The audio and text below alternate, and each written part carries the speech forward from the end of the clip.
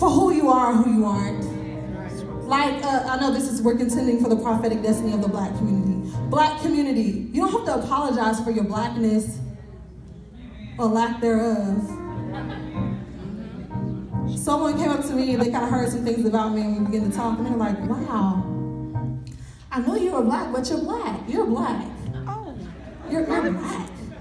People went, you're black. Oh, are they receiving you well? Because you're black. You're super black. I was like, yeah, I'm black. God did it on purpose.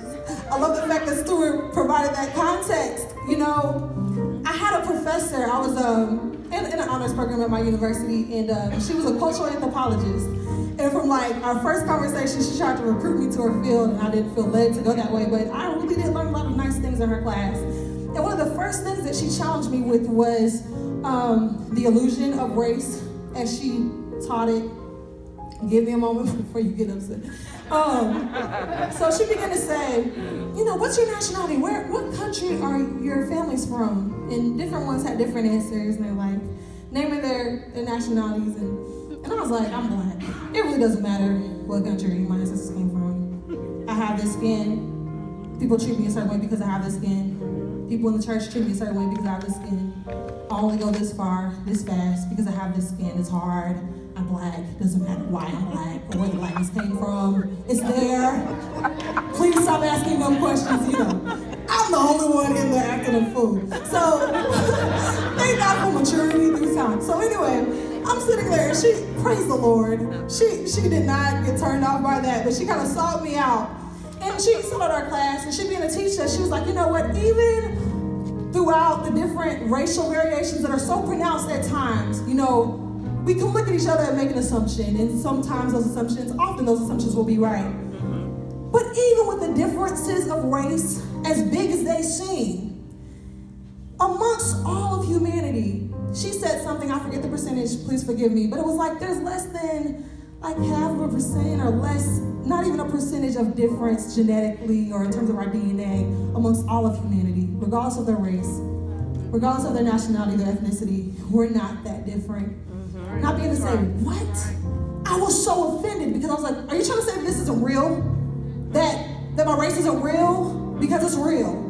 And she was like, no, I'm not invalidating the social implications of race, but I'm saying that in terms of how you're designed, how you're made, you're the same. Right, yes. And at that time, I had to go back because I grew up in Kentucky. That's why I have that lovely twang to my voice. I grew up in Kentucky, and it's kind of Midwest, but it has a very Southern reality, very Southern mentality. And I was like, no. When I was walking in the grocery store as a little girl, and they blew smoke in my face and called me the N-word, that was real.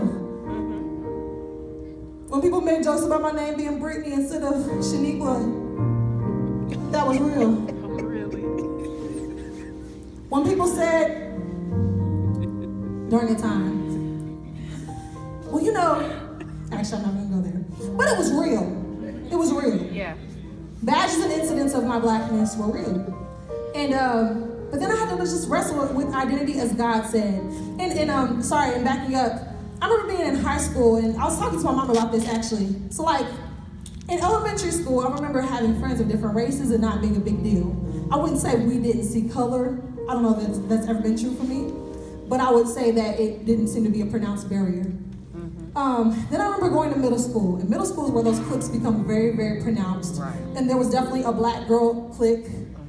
There was other cliques, you know, that weren't really racial, but there was a black girl clique, especially in that school where we were such a small part of the population. We were kind of put together and we were told to stay together because we needed to be together, and that was people you belonged to, those people you belong with. Then I get to high school, and you know, the Lord blessed me. I'm at the top of my class. I'm scoring in the 99th percentile of every test I take, and they're taking an interest in me, and they're putting me in certain classes or whatever. But even then, a presumption followed that, hey, your biggest identifier is your blackness.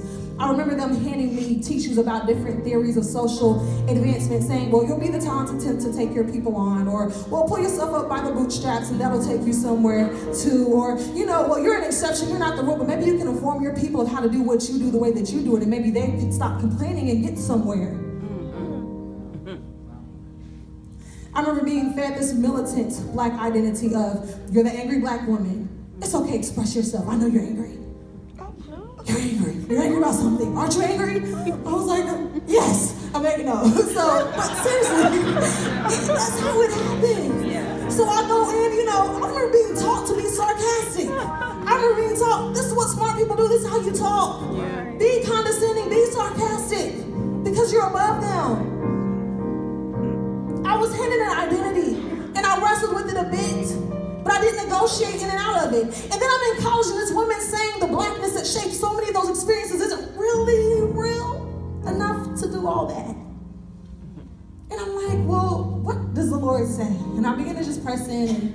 And, of course, on our campus at that time, people, I think at that time, maybe my first, second semester, someone had written the N-word on another person's dorm door across the hall from me, thinking it was mine.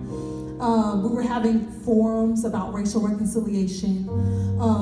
People's cars were being vandalized. It was a very intense atmosphere. And this happens every year, I've noticed since then, so it wasn't really isolated. And I remember just thinking, God, how much stake should I put in this fight for the acceptance of my blackness? How much should I invest in this racial tension for racial identification's sake? And he began to remind me who I was. He began to remind me of that moment when I was a child. Stuart mentioned Billy Graham. I'm working with them right now, but the funny thing is, when I met them, I was like, I accepted Jesus every time I watched you. No, I wasn't talking about him. I was like, every time I watched him, I accepted Jesus. But truthfully, that was real. I wanted him at a really young age, and he's protected me. He's provided for that. He's hedged me in with a purpose unto his glory and to the edification of the body. So I began to wrestle, what's my greatest allegiance going to be? Am I going to be the angry black woman? Am I going to be the smart, condescending, arrogant idiot? Am I going to be a barricade or a bridge? Good one. That's right. And I began to feel like the Lord was telling me, hey, you're mine. All right. My hands, my feet, my purpose. Yes. I reconcile. I reconcile. So at that time, I actually laid it down. I was just like, you know what? I'm black. That's a part of my life. That's informed my experiences, but it is not all of who I am. Yes. I'm a woman. It's informed my experiences. It's a part of my life, but it's not all that I am. I am a Christian. And I'm still learning what that is, what that requires. But it's going to be number one, period. If I can't find Bible for it, I'm not going to do it. If I can't find Bible for it, I'm not going to argue it. I'm not going to fight for it because I only have this one life that's a vapor. And I only have a certain amount of energy and ability, and I'm going to invest in something with eternal weight and glory. Yes. Amen. That's right. Wars within people. We already talked about wars between people. The racial polarity, I think, kind of speaks to that dynamic. But also just like the natural things that kind of happen between us when they're just what they used to call schisms and isms in the body. You just don't like them because you don't like them. Maybe you're jealous, I don't know. Or you don't like them because they said something to you and you lack the communication skills to talk to them about it. Or whatever. But wars between people erupt. But I want to talk about the wars for people that happen. And those wars for people happen, I think, when you're willing to kind of relate and see the commonality that my professor alluded to, but she didn't do it in the scriptural context. I'm going to try to do it in a spiritual context. But I remember on Facebook, this was a few years ago, I posted a little status, and I just put, man, I can't stand liars. Whatever. My Facebook page blows up. They're like, I can't stand them either. I went to the store last week and this happened, they lied and she lied and he lied. I mean, my thread, it was huge with people just condemning liars, saying how much they hate liars, how much they can't stand liars. And I was like, Lord, this is grieving my spirit. I was just kind of venting, which we know is foolish, but I was venting. I was like, I just thought I could just say that and not have repercussions. But then the Lord kind of revealed to me, well, how are you going to respond now that you've started this conversation and people are being bitter and hateful about it? What are you going to say? How can you be the bridge that you're called to be, Bree? And I remember just thinking back over my testimony and what lying really is. It's presenting a falsity as truth, or just presenting a falsity. And I was like, man, I've been a liar. What am I talking about? All those times I said I was something and wasn't. All those times I said I would do something and didn't. We'll eliminate intention right now. I was like, I've been a liar. So what do I look like condemning liars? I should just be loving liars like Jesus loved me. Right. It's the war for people. It's saying, man, even in your sin, even in your mess, we have something in common. That's right. Yes. Even in your shortcomings, even in your bigotry and your ignorance, we have something in common. Yeah. I was I've been adjusting to the night watch. I serve as a prophetic singer of the night. And I was adjusting to that transition, and I was getting ready to leave a set. And as the next leader came out, Seda, she's amazing. As she came out, she was getting ready to lead the intercession set for Israel. And the Holy Spirit just spoke to me and said, you need to ask her if you can sing group on her set. She has a full team. You need to ask her to just hop on a group mic. At that time, I couldn't, but I sent her an email. But after that, we went to an all worship team meeting.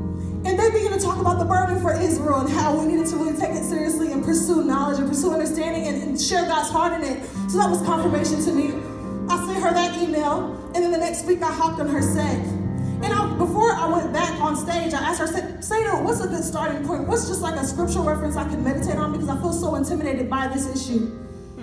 And she said, just pray for them like you do the church in the city. Amen. Do y'all get it yet? Amen.